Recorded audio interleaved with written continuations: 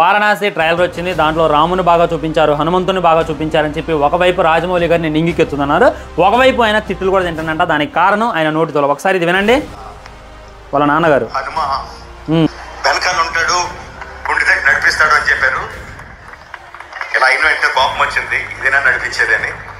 So వాళ్ళ నాన్నగారంట event starting ముందే నువ్వు తీసేది రామాయణం సినిమా, హనుమంతుల వారు నీ వెనకే ఉంటాడు, గుండె తట్టి నడిపిస్తారు, నువ్వు భయపడమాకు అన్న తర్వాత చాలా ఇష్యూస్ జరిగినాయి. మొట్టమొదటి ఏంటంటే ట్రైలర్ ఎల్ఈడి స్క్రీన్లో ప్లే కాలేదు, ఆ తర్వాత పవర్ సరిపోలేదు, ఎవడో డ్రోన్ ఎగరేసి అక్కడ ఉన్నటువంటి ఫుటేజ్ మొత్తం కూడా లీక్ చేసేటటువంటి ప్రయత్నం చేస్తున్నాడు. దీనికి తగ్గట్టు ఎల్ఈడి కూడా అక్కడక్కడ ఖరాబ్ అయింది. ఇక దాంతో మా నాన్నగారు మా వైఫ్ హనుమంతుల వారు నన్ను దగ్గర నుండి నడిపిస్తారు అని చెప్పారు. వాళ్ళు హనుమాన్ని బాగా నమ్ముతారు, ఇదేనా నడిపించింది అని చెప్పి ఆయన మీదే నాకు కోపం వచ్చింది అని చెప్పి తిడుతుంది అనమాట. ఇక దాంతో మా హనుమాన్ ఏం చేసిండు, మీ టెక్నీషియన్ సరిగ్గా పనిచేయకపోతే అని చెప్పి చాలామంది రాజమౌళి గారిని అయితే ట్రోల్ చేస్తున్నారనమాట.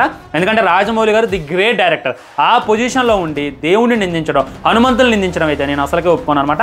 ఎందుకంటే ఇది ట్రూత్. మీరు దేవుడినే నమ్మరు కదా సార్, వాళ్ళు అలాంటప్పుడు మీతో ఎందుకు ఉండడం? మీరు నిజంగానే ఈవెంట్ స్టార్టింగ్లో జై హనుమాన్ జై శ్రీరామ్ అని చెప్పి ఈవెంట్ స్టార్ట్ చేసిన తర్వాత నేను జై శ్రీరామ్ అని స్టార్ట్ చేశాను, నేను జై హనుమాన్ స్టార్ట్ చేశా, నాతో హనుమాన్ లేదు, ఇదేంది నడిపించడం అని చెప్పి మీరు అన్నా మేము నమ్మలంగానే మీరు దేవుడినే నమ్మరు. అలాంటప్పుడు మీ ఈవెంట్ ఎందుకు దేవుడు ఎలా ఉంటాడు అనేటటువంటిది మీరు జస్ట్ అర్థం చేసుకోవాలన్నమాట. అంత పెద్ద పొజిషన్లో ఉండి ఈ విధంగా హిందూ కల్చర్ని హనుమాన్ని నిందించడం తప్పే. దీనికి సంబంధించి ఫుల్ వీడియో చేశా, కింద కనబడుతున్న లింక్ క్లిక్ చేయండి, ఆ వీడియో చూడండి, మీకే క్లారిటీ వస్తుంది.